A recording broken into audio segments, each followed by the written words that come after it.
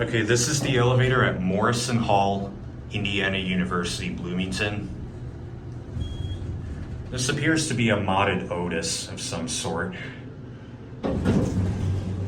See, it says Otis on the door track.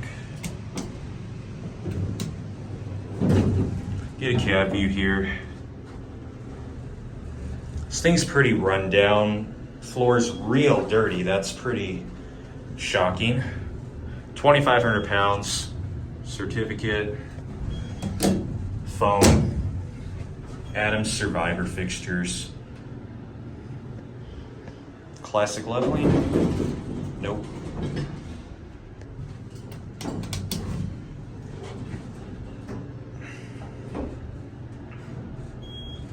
This is not the greatest.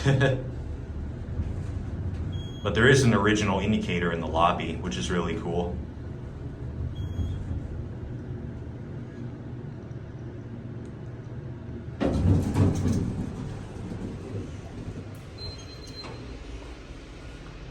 Yeah, look at that.